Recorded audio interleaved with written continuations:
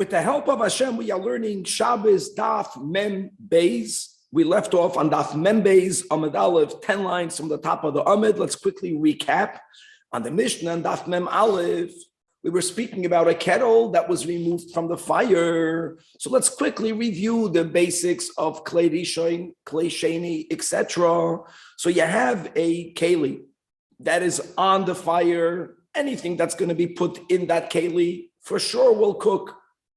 Klei Rishon is in our sugya refers to a keli that was on the fire even after you remove it from the fire, as long as that which is in there is hot on the level of the yad soy ledas boy or hotter. Yad soy ledas boy means something that's so hot that if your hand touches it, you recoil, it hurts you. Let's halacha l'maisa, it's anywhere between 110 or 120 Fahrenheit. So the Mishnah spoke about the following, that if you remove the mecham from the fire, adding cold water into it, one thing for the cold water to become hot is prohibited. In other words, Klei Rishon is mevashel. That was the Mishnah. And the Mishnah gave a leniency, but if you add cold water in this Klei Rishon, but in a way where the water won't become hot, you're going to make everything lukewarm, that will be permitted. Or the Mishnah introduced putting cold water into hot water, that's in a Klei Sheni. So if you have a kettle, you take it off the fire, you pour the water from the kettle into another utensil, that's called the Klei Sheni. So the Mishnah says in the Klei Sheni, you can pour cold water. Now we're going to introduce now a machloikis that we have really in Psachim. The words are whether we say tata agavar or ila agavar. Does the lower dominate? Does the higher dominate? Which is mamish, as an example, our scenario. You have water. You're pouring water from one keli into another keli. So we also have to know if it's hot and cold, where is the hot and where is the cold? We paskin that the lower dominates. In other words, the whole issue, which was the issue of the Mishnah, where the lower keli has in it the hot water, whether it's a Klei Rishon, whether it's a Klei Sheni.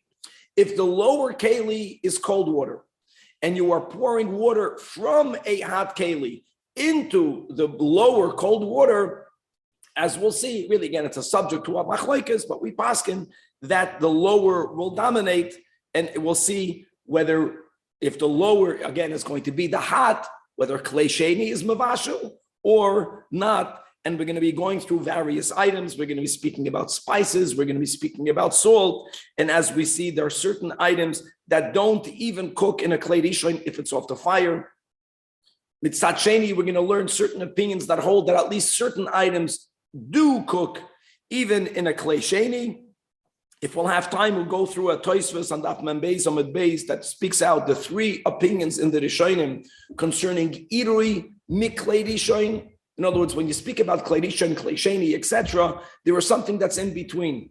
The example would be our case. You have water that's coming out of the Klei Rishon, but it touches something else before it entered, before it had contact with the Klei Sheni. The difference between Klei Rishon and Klei Sheni is, according to many Rishonim, that the walls of the Klei Sheni, because it was never on the fire, it cools off that which goes inside of it. Now, again, guys, if the content, in our case, if the water in the Klei Sheni or even in the Klei Rishon is not even on the level, not even hot enough that we're going to consider it yad soy ledas boy, of course, it cannot cook on Shabbos.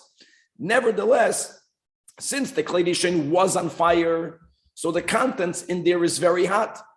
When you put it into a Klei Sheni, let's go with this approach, the walls of the Klei Sheni cool down the contents in the Klei Sheni. So now you can appreciate the question when something is coming, something is being poured from the Klei Rishon, but it didn't yet touch the walls of a Klei Sheni. Just for example, you put a tea bag, you put it into a keli, you put it under your urn, you open up the spigot, the water in the urn is water in a Klei Rishon, but it hits the tea bag prior to it touching the bottom, the floor, and the walls of the Klei Sheni. Does the Irui make Klei Rishon have a din of a Klei Rishon? Does it have a din of a Klei Sheni? And again, as we will see, there's really three opinions in Tosfos, and Daf Mem Beis is the big daf where we flip over, we switch over. When we spoke in the beginning of the Pei Kira, we said that Kira has two big topics, Bishul and Muksa. Daf Mem Beis is where we go from Bishul into Muksa. So we're going to have the Mishnah on Daf Mem Beis, Amid Beis, in which we're going to have two foundational rules. One is the rule that Ein Kli Nitl B'Shabbos Ela L'Tzoyrech Davar HaNitl. That's a very important rule. In other words, Yez Muksa. Can I move something for the Muksa item? So there is an opinion that holds that no, even if that which I am moving is not Muksa, just for example, in the beginning of the Masechtas Beitza, an egg that's born on Shabbos has a din of Muksa / Noilad, it may not be moved. Can I move a keli to protect that egg? Can I move a keli to put it under a lamp that has in it oil? At times, some of the oil will drip out. I want that oil not to be lost.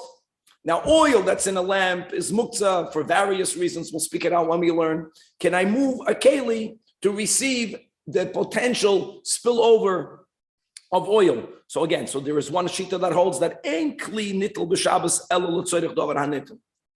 There are exceptions to that rule. The exceptions will be that whenever there is a commonplace loss, it's called a hatzalah for something that's matzui. Then the Chachamim do allow for us to move a keli that's not muksa, l'tzoyrech something that's muksa. That's going to be one topic that we'll touch upon today. The other topic that will begin today and we'll continue in tomorrow's daf is a concept of to be mavatal a keli mehechanoi. When something is a basis for muksa, when something is a base, when something is supporting muksa, at that moment at least, it itself also becomes muksa. Now, if it supported muksa when Shabbos came in, then we follow the shita that holds that migoy de iskatzoi bebein hashmashes, it becomes muksa for the whole Shabbos. But even if something was not a basis for muksa during bein hashmashes, during Shabbos it became a basis. At that moment, you can't move it.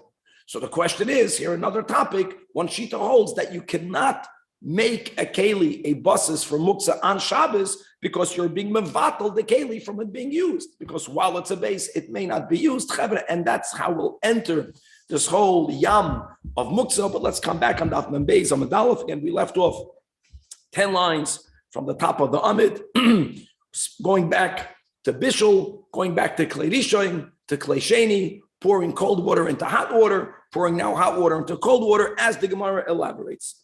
So Abel Noisein, right, referring back to the Mishnah, as we already spoke out, we reviewed the case, and now we're going to have an elaborate application, more details concerning the case of our Mishnah. Tana Rabbana, we learned in a Brayse. Noisein Adam Chamen L'Tzoi Chatzoyne. A person is allowed to pour hot water. Now, is the hot water being poured from a Klei Sheni? No. Here, everyone says, even if the hot water is coming from a Klei Rishon, you are allowed to pour it into cold water. And why would you be allowed to pour hot water into cold water, nekuda, across the board?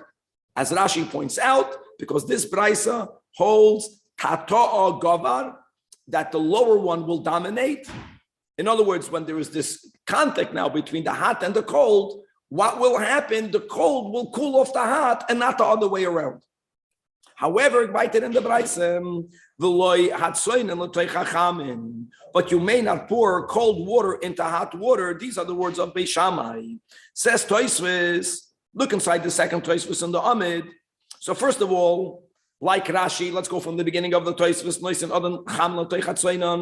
that when Tata Gavar is applied at Kedei Kach, even if the Chamen is coming from a Klei Rishon. I'm reading inside Tosfos, the Chamen l'toich tzoinen einoi mevashel, as we'll explain in more details. And then the next part of the Braisa, when Beis Shammai says that you may not pour cold water into hot water, here comes a chiddush. That's even if the hot water isn't a Klei Sheni, says Tosfos. Afilu b'Klei Sheni. Now, does that mean that Beis Shammai is holding that Klei Sheni mevashel? No. Explains Tosfos. The Gozrei Beis Shammai Klei Sheni oto Klei Rishon. Very important. Furthermore, even though we didn't learn the Braisa yet, but let's read inside right in the next few words on Tosfos, that Ubeis Hillel, the Pligi, the Sharu, Soinen, L'Toich Chamin, when they do allow Soinen, L'Toich Chamin, Beis Hillel also subscribes to the rule that tata agavar, and that's taka the halacha. So when we're going to have in a one line in the Braisa that the Beis Hillel holds you can pour cold into hot, that only is referring to klei sheni. And one of the examples of a klei sheni that will be used throughout Tanoim is a kois. So a mecham, which means a kettle, is a klei rishon. Again, klei rishon, not only when it's on the fire, even after you removed it from the fire, as long as its contents are still hot. They are hotter, they are yatzei ledes by or hotter. For Beis Hillel to say that you are allowed to pour cold into hot, because the hot is in a klei sheni. Klei sheni is not mavashal water, that's for sure. And by the way, Beis Shammai also holds that a klei sheni is not hot enough to cook water. Elama, Beis Shammai is machmer. Why? Because he makes this gezerah, like Tosfos explains. And Beis Hillel does not subscribe to this gezerah. So let's now go back inside the Braisa. Beis Hillel oimrim that bein chamen l'toy chatzoinen, whether you're pouring hot into cold, based on the principle of tata agavar. Here again, even if the water is coming from a klei rishon, it's not a problem. It's mutter on Shabbos. Bein tzoinen l'toy chachamen, even if you're pouring cold water into hot water, but again, into hot water, that's a klei sheni, that will be allowed. That will be allowed. Number one, tata agavar. Number two, water is not going to be cooked in a klei sheni. And emphasizing water, again, we'll see noch in today's daf, certain items, according to some opinions, do cook even in a klei sheni, which is, by the way, like by us, Payil Mamash, when we make a coffee on Shabbos, right? We're not going to make a coffee in the klei sheni. We're going to make a coffee in a klei shlish, because we'll see certain opinions that hold that certain items do cook even in a klei sheni. Now we understand what Tosfos wanted to emphasize. When is Beis Hillel lenient by saying that when you pour tzoinen inside chamen, tata agavar, that's a problem. You are allowed. That's only if the bottom hot water was in a cup, meaning it's in a klei sheni. Aval ba'ambati. Now, even on this amid itself, ambati, which is a bath, there are times that a ambati is a klei rishon, which is the case over here. And I want you to know there are times that an ambati is a klei sheni. In other words, they had a bath system. They didn't have water. They didn't have plumbing the way we had it. They would fill up a barrel with water, and there would be some very good heat source underneath it. That was your classical bathhouses. And the water would be warmed up in the ambati. That's the case over here. In other words, what Beis Hillel wants to say is, aval ba'ambati, if you're pouring cold water in a bathtub, right? So then, like this, if you're pouring chamin meaning water even from a klei rishon inside the bath that's cold now, not a problem because of tata agavar. However, very clear, but you may not pour cold water into a klei rishon because tata agavar. And even if after a very short amount of time, the mixture of the water will bring the heat to under yatzei ledes, but prior to it getting there, if you began with the hot water in the tata, klei rishon, yatzei ledes by or hotter, the contact of cold into hot, tata agavar would mean that you're going to be now cooking that cold water, which is prohibited biblically on Shabbos. Gavaldik. Now, weiter, the third opinion, which is very enigmatic, Rab Shimon ben Menasya oiseh. Rab Shimon ben Menasya prohibits. Now, what exactly is he prohibiting? So, as we'll understand from the Hemshech of the Gemara, that the Havamina is that he holds that you are not allowed to pour hot water into a cold bathtub. Almost mashma that he's saying that to some level, ilo agavar. Or even if tata agavar, nevertheless, you can't do it, and that will have to be clarified in a moment. Now, first of all, Amar Rab Nachman, I want you to know that halacha is Rab Shimon ben Menasya. Not just another opinion, but we follow this opinion. Now asks the Gemara again, based on the Havamina, that Rab Shimon ben Menasya is speaking about pouring hot water into the cold bathtub, and he's being machmer by saying you may not do it. So, what about a seifel? A seifel is a wash bin. Now, a bathtub, like we mentioned, sometimes we'll see noch here on this daf that sometimes a bathtub could be a klei sheni, but generally the bathtub is a klei rishon. Okay. Now, the difference between a cup and a bathtub, what will be the basic difference? If we're going to say bathtub is a klei rishon, a cup is a klei sheni, bathtub is a klei rishon. Number two, that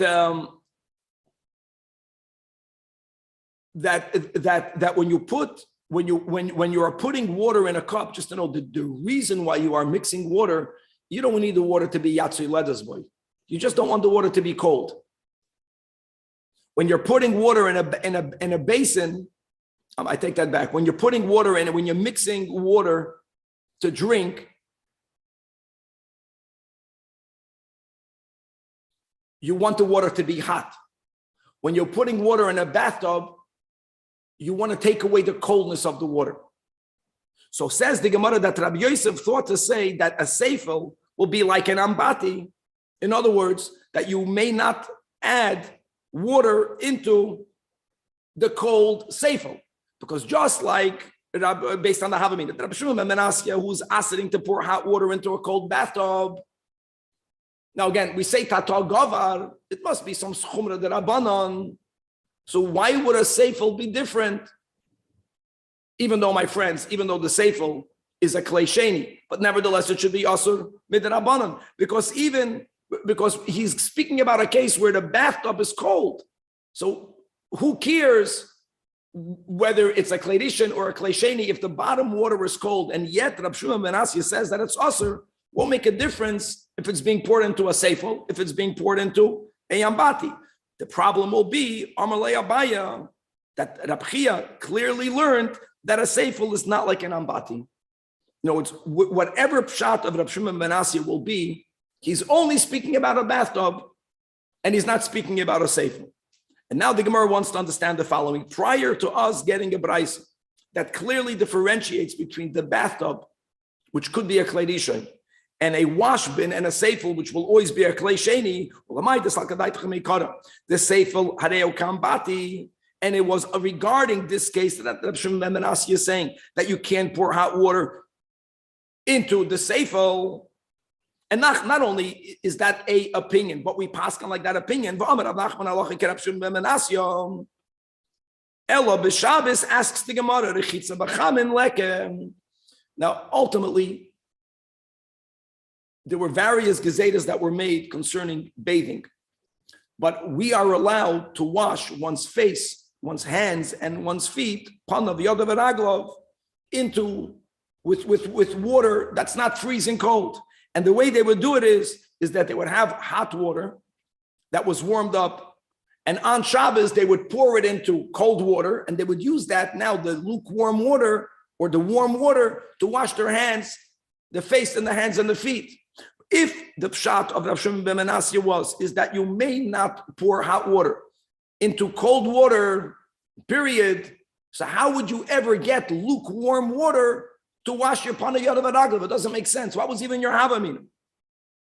So says the Gemara and Achanami. That's never what he said. Mi savrat, that Rav Shimon is speaking about the case of the ambati, or speaking about the final case where you have cold water in a bathtub, and he's being machmer by saying that you cannot pour hot water into a cold bathtub. He's not saying that.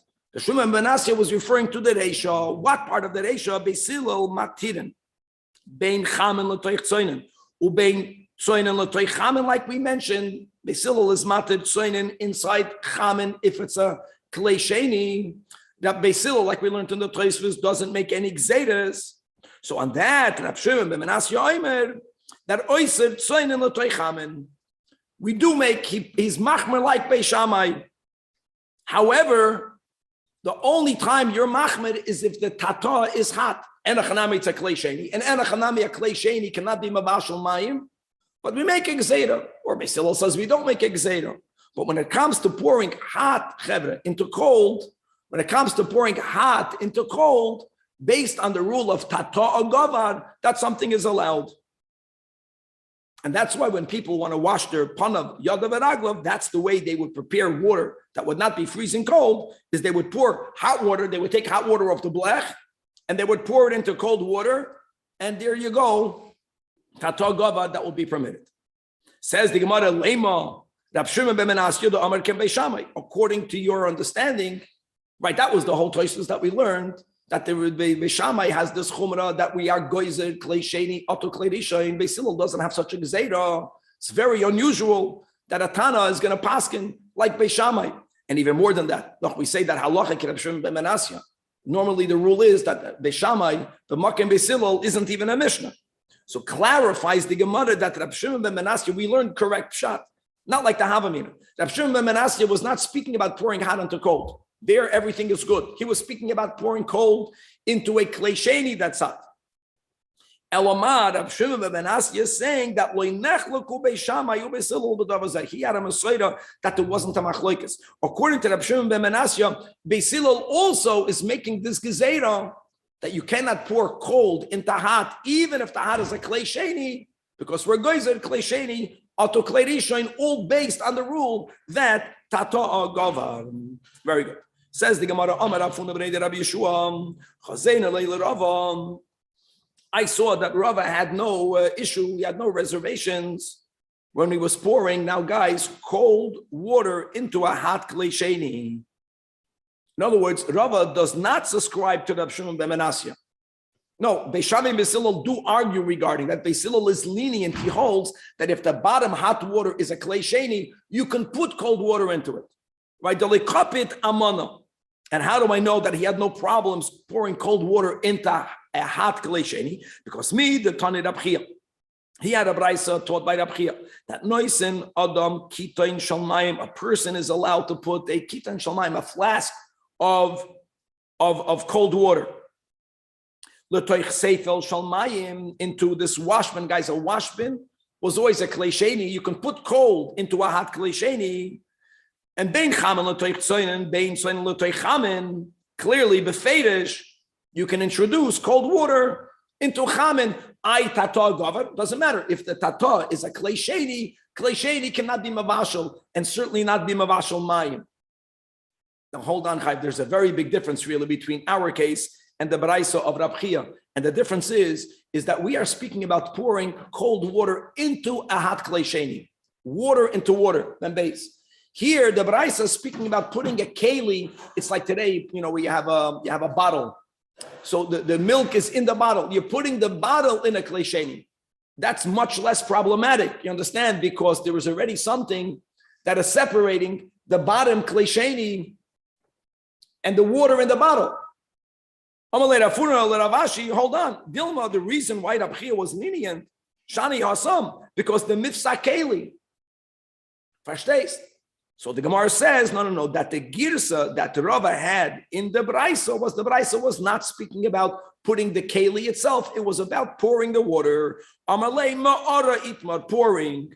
Ma'ara adam kitim shalmayim, l'tech sefer shalmayim. A person is allowed to pour the contents from the flask, a flask of water, inside a wash bin of water, no matter which way. So avada, if the top is hot and the bottom is cold, of course, there's no problem. The Brayso but is saying explicitly, not only chamen l'toich tzoinen, but even tzoinen l'toich chamen, is a raya that Beis Hillel and Beis Shammai do argue, and we here will paskin like Beis Hillel. Since klei sheni is not mavashal, we don't make exera. Taka tata gavar, but if the tahat in the tata is a klei sheni and mavashal, we don't make exeras. You can pour cold water into tahat keli. Okay, so atkan. This question of gezeda, at least we have the basic principles. Kleirishin is mavashal, klesheni cannot be mavashal, and whenever there is a mixture of hot and cold, even when there's a problem, you have to make sure that the problem is only when the tata is hot, because the tata dominates. If the hot from kleirishin is coming from the top, then because of the rule that tata gavar, b'chlal, it's not a problem. I just want to add something. That there is, we'll learn the Tosfos later. The Tosfos that we're going to learn, God willing, later will be connected a little bit to this topic. We gave an example of putting a bottle, which is something very real, putting a bottle inside to warm it up for a baby. Coffee in the morning. No, a bottle means, it's putting a keli inside a clay. Take milk, put it in a glass, put it in another cup of water. We just mentioned that. Okay, very good. Okay, so let's go. Let's speak a little bit more about klei sheni, yes or not being mavashal. Says our Mishnah. ha'ilfis, a frying pan, a ktera, and a pot. Shehe'aviran miroischem. Note you remove them, but it's very important, Chavra, that you remove them from the fire. You remove them from the fire when it was boiling. And like we mentioned, kleirishin doesn't mean on the fire. It means even though it's off the fire, but there was a time that the keli was hot, so it retains the heat. Says the Mishnah, lo yiten l'toichayin tavlen, you may not add spices into it. What spices cooks in a kleirishin. Mishnah daf mem beis amud beis. Avol, however, we're speaking here about spices. You can add the spices inside a bowl. Tamchois were also there were bowls that had covers on them, so the contents in the tamchoi retained heat even longer. But neither a ka'ara or a tamchoi was ever on the fire. It means that you can put spices in a klei sheni. That's the rule. Klei rishon is mavashal. Klei sheni ain't a mavashal. Meaning you put it first, then you pour the. We're going to speak about pouring in a second. Rabbi Yehuda says, "Noisen lakoil hu noisen." You can add spices to anything. Now, there's two minakotze elakotze. There's two opposite ways of understanding Rabbi Yehuda. He can either be very machmir or very lenient, as we'll see. The Gemara right away will unpackage it. You can put spices into anything. Chutz medavar sheyesh by chaymetz v'tzir. If there is a food item that has in it vinegar or it has in it fish brine, that will enable the spices to get cooked.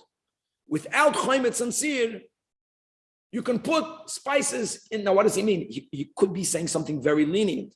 He could be saying that even in a klei rishon, as long as it's off the fire, if it doesn't have vinegar or brine, let's read the Gemara. When they read the Mishnah, they wanted to know, is Rabbi Yehuda referring to the Reisha? What does the Reisha was speaking about klei rishon, right? You have a pot on the fire, you took it off the fire, but it's a klei rishon. Tanakama says you may not put spices in a klei rishon. And on that comes Rabbi Yehuda and he says, no. That unless it has vinegar or fish brine, which is sharp, which makes it cook, if not for that, you can even put spices in a klei rishon. Is that the meaning of Rabbi Yehuda? Or mamish the opposite? The Sefer said, the top of our Amud said that in a klei sheni, you can put spices. Maybe Rabbi Yehuda is adding, not so quick. When can you put spices in a klei sheni if there isn't vinegar and fish brine in the klei sheni? If you have vinegar or fish brine or other sharp items, then you may not put spices even in a klei sheni. Oidil na sefer koi ulachumra. So what does he mean? So Tashema, Sabrais elaborates. Tanya, Rabbi Yehuda oimer lekol ilfasin hunoisen. One is allowed to add spices to any type of frying pan. No, it's klei rishon. Lekol hakadeiros roischos hunoisen. You can add spices to any type of boiling food that's in a pot. Chutz medavar sheyesh boy chaymetz v'tzir. It's clearly Rabbi Yehuda is lenient, bikula. And he's saying that not everything in a klei rishon is going to cook. Spices can only cook if the klei rishon has in it also vinegar or fish brine. Now, just to emphasize again, if the klei rishon on Shabbos is on fire, of course it cooks. That's bishul doiraisa. The whole klei rishon is that it was on the fire. Now it's removed from the fire, even though when it was on the fire, it reached boiling, so the contents in it will remain hotter for longer. On that, Rabbi Yehuda is lenient concerning spices. Okay, says the Gemara that Sova now the Amoyre Rabbi Yosef to say that melach is like a tavlin. Now, 1 second, guys, just let me take a step back. We were just discussing Shitas Rabbi Yehuda. What's clear from the Tanakama does not differentiate between vinegar and brine or not. They make a very simple rule. Spices will cook in a klei rishon as long as it's yatzui ledas boy or hotter. Spices will cook in it, and spices will never cook in a klei sheni. Nekuda. Very simple. We're going to follow the sheet of the Chachamim, the Roif. And on that, says Rabbi Yosef, salt will be like spices. They cook in a klei rishon. They don't cook in a klei sheni. That's what they thought to say. Melach harei k'tavlin. The klei rishon bashla, the klei sheni is loy bashla. Amalei Abaye. Doesn't salt dissolve Like if you put it in soup, which is a klisheni. And therefore, you're cooking, you're changing it. When you dissolve something in a non-discernible way, like putting ice in, not leaving ice in a bowl, but putting ice in a cup of water, since it's not discernible, we are allowed to do it. We put ice salt, in a cup. You're cooking the salt. The heat is causing the salt. If you put pepper in the soup, what happens? It extracts the flavor. The dissolving doesn't mean that it cooked. Doesn't mean that it biblically cooked. It means it dissolved. Again, I might have from ice. Ice dissolves, it didn't cook. It's freezing cold. Dissolving and cooking are not the same. The issue is changing the form of something. So again, when it's not discernible, it's not problematic. The issue of dissolving, whether it is of salt or of coffee, is that it is a whole different topic. Like, how do we view salt? How do we view coffee? Do we view it as a solid? Do we view it as a liquid? That will have a lot of consequence according to our chumras of what a klisheni could cook. And we hold that if something now like coffee, or let me go to sugar, even though that now it's a solid, since it's meant to be dissolved into liquid, l'chumra, we view it like a liquid. Right, we're not going to go into right now, but ein bishul achar bishul by davar lach, but yesh bishul achar bishul by davar ein bishul achar bishul by davar yavesh. Right, that we're machmed. If it's mama's dry, but if it's something that's lach, there is bishul achar bishul. We're getting off topic, but you mentioned also the coffee. It's similar to your salt. It was already cooked. Forget about this whole topic. If it already got cooked and ein bishul achar bishul, what's b'chlal it doesn't recook again? The answer is that something that's meant to become coffee. That's a great example. It's meant to become the coffee. We don't view it l'chumra. We don't view it as a davar yavesh, even though it's yavesh. Even though your instant coffee was already cooked once, we're going to say l'chumra yesh bishul achar bishul. Why? Because it's a davar lach. How is it a davar lach? Because it's meant to become a davar lach.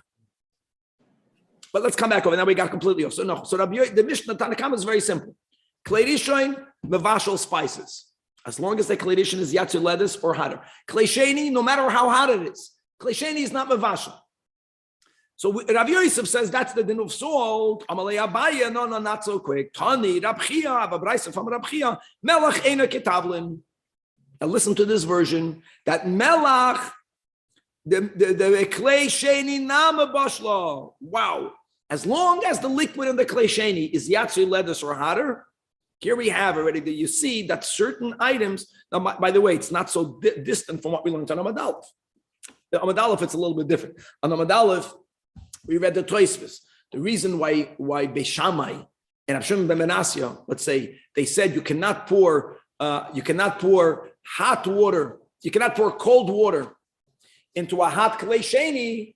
There, it's not because it might cook, but because of gzeira. But they were goyzer. You can't pour cold water into a klei sheni, hot klei sheni. Here we're saying more. Here we're saying not only a gzeira, we're saying that melach is something that is able to cook even on a klei sheni. However, upliga the Rav Nachman, minakotze elakotze. The Rav Nachman, by the way, doesn't only argue with Abaya. He even argues with Rav Yosef, because Rav Yosef is saying that melach is like spices that bekledish and it cooks. Rav Nachman holds that salt is very difficult to cook. That sricha, milcha, bishula, that what's needed to be boishel, to be mavashal melach, is the same that's needed to be mavashal meat from an ox. What is able to cook ox meat, which is very tough meat? Fire. Once you remove the keli off the fire, it's not going to cook. So now we learn three shitos. Minakotze elakotze. This is very practical because many people would like to add salt into the food on Shabbos. You have the Rav Yosef, based on the sheet of the Tanakama, simple. Klei rishon no, klei sheni yeah. I want to give another nuance. I know we're diving into the sugya. When we say klei rishon, klei sheni, so normally, like we described, whatever was on the fire is the klei rishon, even though you removed it from the fire. And then when you poured its content into another keli, the other keli is cold. The walls of the second keli cooled off the contents. That's called the klei sheni. There is a concept in halacha of a davar gush. Now, there's solid, and then there's a davar gush. Davar gush is like cholent. like a potato, there are certain items that halachically, they mamish retain their heat even though you put it into another keli. That's very important. So again, when people are served, they're not served in a klei rishon. They're served at least minimally in a klei sheni. I'm saying minimally because certain items like cholent, the way you removed it from the cholent pot is by using a ladle. And there's a big debate all the way into halacha whether the ladle is considered a klei sheni, which will then render your bowl into a klei shlishi, or since the ladle goes into the klei rishon, so the walls of the ladle or the ladle gets heated up in the klei rishon, it therefore is also dinoi ke klei rishon. We're just touching on these topics. If that would be the case, again, even according to Rabbi Yosef, that says that salt cooks on a klei rishon, davar gush, dinoi ke klei rishon. Then you can't put salt on your cholent. You get that? That's very important. I'll go more than that. If we're going to paskin, my friends, let's speak about soup. If we're going to paskin that the ladle has a din of a klei rishon, if we're going to go that way, which means that the soup that you're having in your bowl is a klei sheni.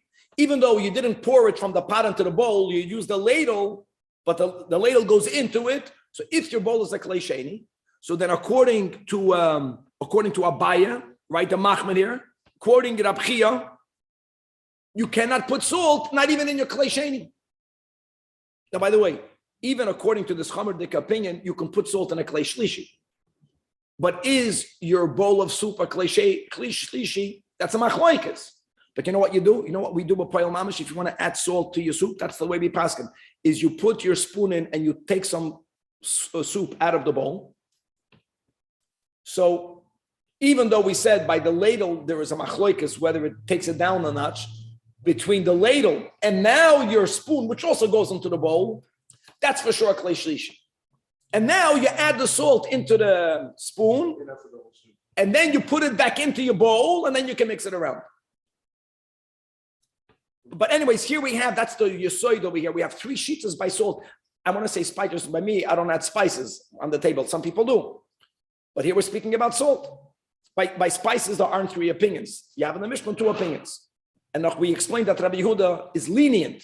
It's tough to cook halachically the spices. By salt, either it cooks Rabbi Yosef cooks in a klei rishon, doesn't cook in a klei sheni. Shita Sabaya, my friend, that's just chazaring for myself, salt cooks even in a klei shlishi. And then Shita of Rav Nachman that holds that salt does not even cook on a klei rishon if it's already off the fire. However, ve'ika da amri, we're not adding, there aren't any more opinions to add, but who said what? So Rabbi Yosef lemeimar azvos that melach hareu ketavlin the beklei rishon bashla beklei sheni le bashla. So far, same thing. How Amar le Abaye Tanei Rabbi Chia melech eine ketavlin the beklei rishon nami le bashla. The different girsa is that here Abaye, who quoted the Braisa taught by Rabbi Chia, said what Rav Nachman is saying. Lekula, there isn't a chumrah. He's saying that salt cannot even cook in a klei rishon if it's off the fire, and that is now the base of Rav Nachman, who said that you know what you need to cook salt, the same heat that you need to cook oxen meat, which means not even a klei rishon, it has to be off the fire. However, we have time.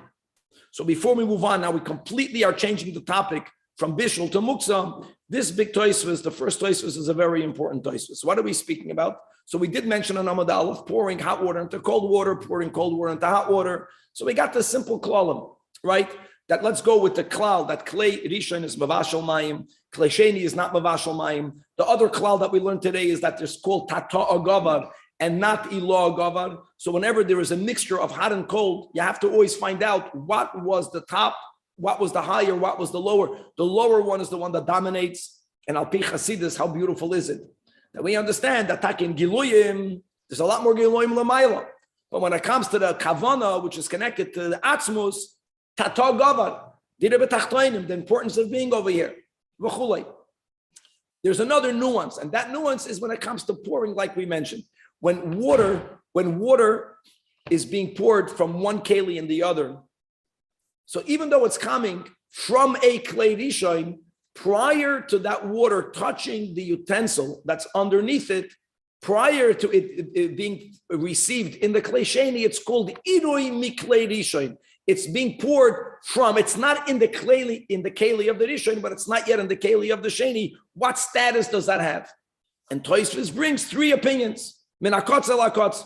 First, Tosfos says that iroi, once liquids left the top keli, it already has a status of a klei sheni. The other shita that's from Rabbeinu Shmuel. Then he brings from the Ri, no, that iroi from our sugya, that iroi is a klei rishon. It only changes its status when it goes into the bottom. Prior to that, it has a din of a klei rishon. And then Tosfos brings a third opinion. And Tosfos says that the water gets a little bit cooled off. So it doesn't have a din of a klei rishon. It doesn't have the leaning and din of a klei sheni. It's able to be mavashal kadei klipa. Now let me give you a very important. In other words, it cooks a little bit. Again, we're speaking obviously where you need to tata gavar, but to add one detail, if it cooks kadei klipa on Shabbos, who cares? Cooking is asad. I don't care how much you cooked. No. So let me go back to just my case of a bottle. In other words, putting a bottle. I have a bottle that's freezing cold, and I'm pouring hot water directly. I'm pouring hot water. In other words, I put it in a keli. I want it to warm up, and I put it under my spigot, and the water is touching the bottle before it hits the walls. If iroi miklei rishon, max can be mavashal kadei klipa. Again, here it's in a bottle. It's in a keli. There's no cooking of a keli. There's no din of cooking of a bottle. You're cooking the contents in the bottle. The most it can cook is the klipa. Here, the klipa is not a food. It's going to be permitted. Okay, very good. Chavra, now we're making a big move. We're moving on, and this will go until the end of Perek Kira. The fourth Perek is going to come back to Hatmana. It's going to come back to the laws of rabbinic cooking. But now let's dive into Muktzah. And this is such a huge topic that the only way to start is from the middle. Let's just dive into the case of the Mishnah. Says the Mishnah. Ein noisnin kli tachas haner. On Shabbos, you may not put a keli, a utensil, under a lamp. Why would you want to put a keli under a lamp? L'kabel boyas hashemen. Because sometimes some of the oil that's in the lamp will drip out, and you don't want to lose that oil. You may not put a keli underneath it. Now, let's go step one and step two. Step one is oil that's in a lamp on Shabbos. Oil that was in a lamp when Shabbos came in remains muktzah. Number one, the oil in a lamp was designated for the lamp. It was designated for the lamp. It was designated for kindling. Lighting is not something you may do on Shabbos. So that's one reason why the oil in the lamp is muktzah. Number two is because even though the oil in the lamp, let's speak about a clean lamp, theoretically, what happens if you're missing a little bit of oil in the kitchen during the week? Some people maybe would have taken some of that oil out of the lamp and they would have put it in their salad. Even if that is your halach yelech, that is something that biblically may not be done on Shabbos. Because like we learned that before, if you remove oil in the lamp on Shabbos, you diminish the life of the fire. Now there's less oil. Less oil means that you are extinguishing the lamp. So Kaidim called the oil in the lamp is muktzah. What the Mishnah is saying is that you would like to catch muktzah. You can't move a keli to put it under the lamp. Question is why? And now we're going to learn today the Rashi. And Rashi is going to give us two very different approaches to the understanding of the reason of the Mishnah. And we're going to focus today on the first one, and we're going to continue tomorrow on the second one. But let's mention both reasons. Reason number one, I want to read it from inside the Rashi. One understanding is because of the rule, Ein keli nitel ela l'tzoyrich davar hanitel. Oil is muktzah. My drinking cup is not muktzah. But just because it's not muktzah doesn't mean I can move it for anything. If the reason why I am moving the keli is in order for it to be makabel muktzah, you can't move it for that. That's called ein keli nitel ela l'tzoyrich davar hanitel. You can move a keli that's not muksa to use it. But even if you're using it for something else, the something else cannot be muksa. Here you're using it to chap oil. Oil is muksa. That's one way of understanding the Mishnah. And then there's another way of understanding the Mishnah, also brought down in Rashi. And that other way is that when if the keli that you put underneath the lamp indeed will receive some of the oil, when that oil is in the keli, like we mentioned, the oil to begin with is muktzah. We gave both reasons. While that keli has muktzah oil in it in itself becomes muktzah, even though it didn't have the oil in it bein hashmashas. Even though if the oil later will be removed on the Shabbos, it will no longer be muktzah. But while a keli has in it muktzah, while a keli is now a base for muktzah, it is now muktzah. So you're moving a perfectly non-muktzah keli, you're putting it under the lamp. If the oil is going to drop in there, then the keli will become muktzah. So you're being mevatel the keli from it being used, and that's also something that may not be done midrabanan on Shabbos. These are two different ways of understanding the Isser and the Mishnah. So again, either because ein keli nittel ela l'tzoyrech keli hanittel, or because you're being mevatel keli mehechani. Let's become familiarized with these two themes. And again, today we're going to focus be'ikr on the first one. Well, if you have no need for the keli at all on Shabbos, isn't it muktzah? Doesn't matter. Very good, Samach. No, doesn't matter if I have no other need. Like today we have, it doesn't matter. Both reasons are applicable. My cup, my paper cup, I have 100 of them. If oil will fall in it, then I can't move it. I was mabatal the keli. Mehechane. Okay, back in the Mishnah. Now, all of this, both reasons only explain why it's asur to move the keli, to put it under the lamp on Shabbos. But if someone placed that keli under the lamp prior to Shabbos, then mutter means there is no obligation for you to remove it. I don't care if the keli will become bottled on Shabbos. Doesn't matter. I placed it there prior to Shabbos. However, you placed it there before Shabbos. You were not obligated to take it out. You left it there. If and when some oil will indeed drip into it, but don't forget that the oil that might end up falling in there is something that you may not benefit from on Shabbos, because the oil, like we mentioned, is muktzah, or to word it the same way from the opposite side, lefisha einoy min hamuchan. Muktzah, muchan are one is the mirror opposite of the other. Muchan is good. Muchan means you prepared it to be used on Shabbos. Muktzah means it was set away from it not being used.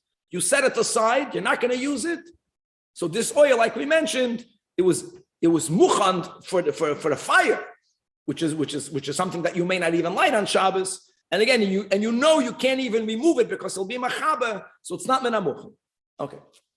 So now, guys, the Rab Chizda statement is going to be premised on his understanding of the Isser of the Mishnah. Why may you not place a keli under a lamp on Shabbos? Because of ein keli nittel b'Shabbos, ela l'tzoyrech davar hanittel. That's the premise of Rab Chizda. And now we'll see exceptions to the rule. Amar Rab Chizda.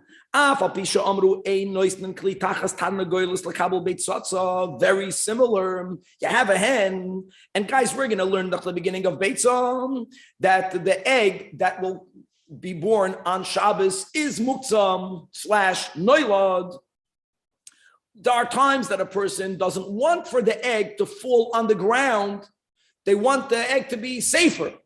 So Rab Chizda said, very similar to our Mishnah, that on Shabbos, when the hen is laying the egg, you may not put a keli underneath it to be mekabel the beitzah. And again, the reasons will be the same. Let's follow. This will be the understanding of Rab Chizda, because ein keli nittel b'Shabbos ela l'tzoyrech davar hanittel. The egg is muktzah. So if you can't be noitel the egg, you can't move a keli for the egg. But here there's a leniency. And I will have to understand why. Allow keli. When the egg is on the ground, people might step on it. An animal might step on it. It might break. You are allowed to move a keli on Shabbos and to cover it, protecting the egg. The question will be why. Ein keli nitl b'Shabbos elo l'tzoyrech davar hanitl, right? That should disallow, that should aser both scenarios. Amar Rabba, that's his question. My tama de Rab Chizdam. Let me just say this out by heart. So here, even though midrabanan ein keli nitl b'Shabbos elo l'tzoyrech davar hanitl, there is going to be a very important exception. What will that exception be? Whenever hatzola matzui, whenever you're trying to prevent a common loss, that will be the key, not an unusual loss. Whenever the probability or the possibility of a loss occurring or of a loss happening is high, is called mitzuya halachically, then the chachamim allowed for you to move a non-muksa keli, even though it's litzoidech, something that's muksa. And here, as the Rabbah is going to explain, that it's not common halachically that when the egg will come out of the hen, hens normally don't lay their eggs on an inclined area. For you to say that if you're not going to right away, if it won't fall into a keli, it's going to roll away, that's something that's not common. But when the egg is laid on a flat area, the hen doesn't go into a private quarters to lay eggs. It lays it out there in the open. If you won't at least cover it, it's going to get broken. It's going to get ruined. That's called a hatzola mitsuya. It's a commonplace loss. And since it's a commonplace loss, the Chachamim opened up. They made an exception to this rule, and now you are allowed to move a keli. All of that is Rabba's explanation in Rab Chizda. So Amar Rabba Tam Rab Chizda, Kosavar, he holds, it's common for him to lay his eggs on a trash pile. In other words, in an area which is, so to say, outside or outdoors. Many people can be there. It's very usual for someone to accidentally step on the egg, someone to take the egg away. However, it's unusual for a hen to lay an egg on an incline where the worry is it's going to right away roll away. And if that will be the worry, then the only counter to that will be taka putting a keli under the hen while it's giving birth, for the egg to fall into that keli, but that's something that's unusual. And here is his words, here's Rabba's words, Hatzola Mitzuyam, the prevention of a commonplace loss. Hitiru, the Chachamim were matir. Don't forget, this rule, Ein Keli Nitel Ella, etc., is only a Derabanan. They never made it in this case. However, Hatzola She'ena Mitzuya, Lo Yitiru. Now, Chaver, hold on. What about the oil? Let's go back to our Mishnah. Isn't it a commonplace? Isn't it common that some of the oil in the lamp will spritz over? Yes, but as the Rishonim explained, the amount of oil that you lose from the lamp is very insignificant, very little. So this person, tzaddikim they have rachmanas, they are careful with all of their belongings, very nice. The takan baltashchis, and you have to be mavared oilam haza, and every part of it that God gave to you, you got to rectify, you got to elevate. Beautiful. But since it's considered something of very little financial significance, it's like a hatzola she'ena mitzuya. That's the link. And that's why, again, in our Mishnah, you're not allowed to put a keli tachas haneil. Eisvei abaya. Guys, all of this is all predicated on Rab Chizda's understanding that our Mishnah is because of ein keli nitl b'Shabbos, ela l'tzoyrech davar hanitl. That's important, because being mevatel a keli mehechanoi, you don't need to give any of that explanation. Don't forget, when you're putting a cup over an egg, you're not being mevatel the keli mehechane at all. But anyways, let's challenge this svara. Esvei Abaye, to his teacher, to Rabba, right, who was explaining the rationale behind Rab Chizda. Are you telling me that b'hatzola she'ena mitzuya lo yitiru to move a non-muksa keli, even l'tzoyrech muksa? It's not true. And we're going to go through many cases. We'll go through some today and we'll continue more tomorrow. We learned in a brayso, what happens if on your rooftop you have a barrel of tevel? Tevel, for example, a liquid, right? It's a barrel. So you have oil or you have wine, and you b'chlal did not separate trumas u'maisros. And as we know, that separating trumas u'maisros on Shabbos is also midrabanan, and therefore tevel, you cannot rectify it on Shabbos, so tevel remains muksa. So if you have a barrel of tevel on your roof and it broke, so now if you're not going to move a good keli to receive the dripping oil in the wine, you're going to lose it. Says the Braisa, maybe keli umaniach tatel. You are allowed to move a keli and put it underneath it. Now hold on. The content of the tevel is muktzah. We have this klal that ein keli nitl b'Shabbos ela l'tzoyrech davar hanitl. How can you move a keli to receive the spillage? And the answer must be, you're preventing loss. But hold on, but you limited. You said that hatzalah is the tzorech hatzalah. Very nice. You want to prevent. It's only if it's a hatzalah mitzuya. How often does a barrel break? So again, how do you define in halacha common? Here we go. So the Gemara says that this brayse is speaking about begul feichadete. It's speaking about new barrels. The new kalim of those days would break a lot more often than the old kalim. It's like a new car. The first couple of thousands of miles, it's more prone to a breakage. The shchichi de pake, it's common that it will burst. No, it has to be, and it's a big chiddush because you're limiting the brayse. You're basically saying that if the keli was used for a while, it's no longer considered new. Then if it breaks, you got to lose it. You can't put a keli to save it. Another kasha, Eisvei, it says in a Mishnah, this Mishnah we'll have over here in Shabbos. Says you are allowed to put a keli under a lamp in order to catch the sparks. Same thing, guys. Sparks are muktzah, it's fire. And I would argue that's the havamina that it's not a common thing, right? That a lamp, we're not speaking about a torch, we're speaking about a lamp. A lamp is going to produce sparks. So answers the Gemara, no, there must be that nitzoitzos nami shchichi. Let me say it this way. How do you define common? It's more common than a hen laying an egg on an incline. It has to be that way. It's less common than oil dripping, but it's still in the category of hatzalah mitzvah. Let's hop another few on Daf Mem Gimel. Eisvei Vaita, this is all Abaya challenging Rabbah.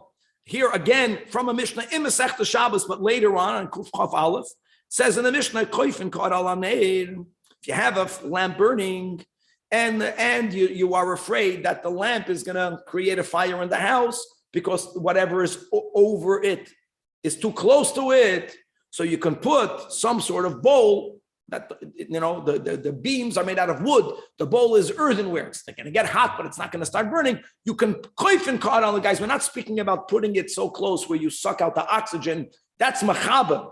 We're speaking about just creating like a mechitza. You can turn a bowl over the nail in order shalayoiches b'kayim. But again, we have the same problem. Fire, sparks, the lamp, all of this is muktzah. Ein keli nitl b'Shabbos ela l'tzoyrech davar hanitl.